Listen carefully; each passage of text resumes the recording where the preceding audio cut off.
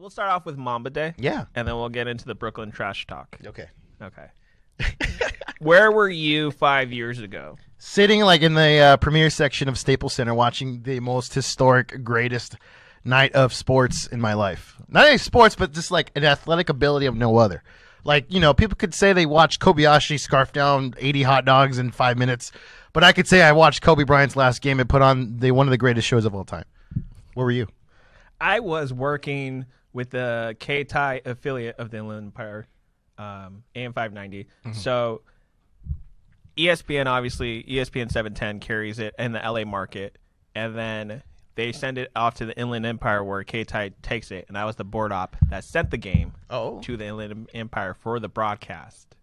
So I was there on Mamba Day behind the board working Kobe's last game. Wait, at Staples? No. Oh, just at a studio in Glendale, but yeah. But you're listening, tuned in.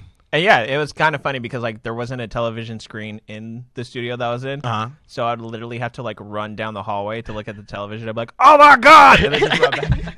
Dude, the first quarter was brutal because it was just him like not hitting his shots, and it was just more of just kind of like hoping like, oh man, is this like how he's gonna go out? Like he's gonna go out just like, like just self-destructing, and he's not the same, and. I was just hoping, like, man, this sucks. Like, if he drops at least 20 or 24, hey, that'd be great, But I did not expect. I don't think anybody expected, other than Shaq for challenging him to hit 50 at least. But I did not expect him to at least drop 60. That was insane. The fact that he did it was one of those things where it's like, whoa. And that was like the only game that I remember of Kobe's career where people were like, you have the trigger to take any shot you want. Like the people were giving the ball, and then like it was to the point where I remember people, whenever he would pass the ball, like his teammates would be like, what the hell? Like his teammates were complaining of him not taking his shot. Which is funny because that's the first time where I think he even mentioned it in the post game. He said, everyone's complaining to me, I don't pass the ball. And then for once, everyone's like, here, I can shoot the shot. Shoot the shot. And then it's so ironic that I guess it's kind of poetic in a way because I remember the last play that he was on the court for was him getting an assist to Jordan Clarkson. So his last play in his career is an assist.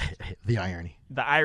And also there's a great irony of like how people have made it before, like the comparison of how every benchmark point that he's had in his career has come from the free throw line. And I was just going to say the irony and the coincidence of his first shot was a free point. It was a free point.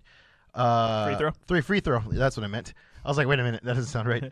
And then his last shot was a free throw. So it's like, that's kind of cool just to kind of start the story and then end it. Him passing Jordan in Minneapolis was also at the free throw line.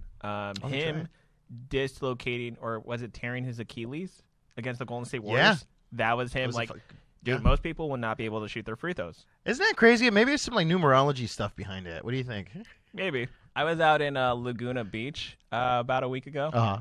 And I couldn't stop thinking about Kobe because Kobe's out in that area, wasn't he? Yeah, Newport, yeah. So I was just going like, damn, dude, like Kobe, I understand him taking a helicopter because like that's far and stuff, but like just to know that Newport, Laguna, like those are the nice areas that I can understand why he would try to get away from the LA life. Oh yeah, I mean, LA's congested. It's super congested.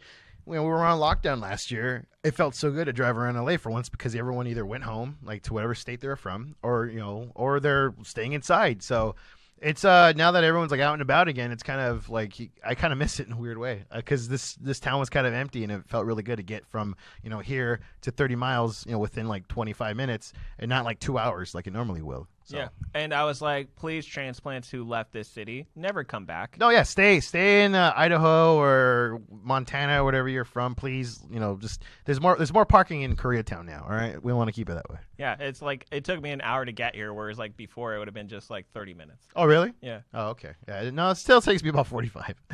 But I'm jealous. I'm like, what route are you taking? But I don't know. I'm coming from Glendale. You're coming from like I don't know, borderline IE. No, I'm coming from like Covina, so San Gabriel Valley. Okay, it's like yeah. So yeah, but no, you're a little closer. But it just depends what time you leave. Anyway, back to you. So it's so funny because I did make the joke on Fear LA, but it's so ironic that both times. So in 2016, I'm not sure if you guys remember this, but the night that Kobe was supposed to play his final game, ESPN had a decision Oh yeah. to either air on ESPN 1 or ESPN 2. But ESPN 1 is obviously the popular one because like people just know it. You don't have I call it ESPN 1, but it's just ESPN, right? Yeah. So are they going to air from the programming decision Kobe's last game or the Warriors' 73-9 season? So it's like either or. ESPN ended up going with the Kobe's game, which ended up being the better one, even though they both made history. And it's so ironic that last night Steph Curry became the all-time leading scorer for the Warriors, surpassing Wilt Chamberlain, who's probably one of the greatest scorers in NBA history. And ironically enough, the morning newspaper says Mamba. Kobe Bryant, greatest of all time. Get out of here, Warrior fans.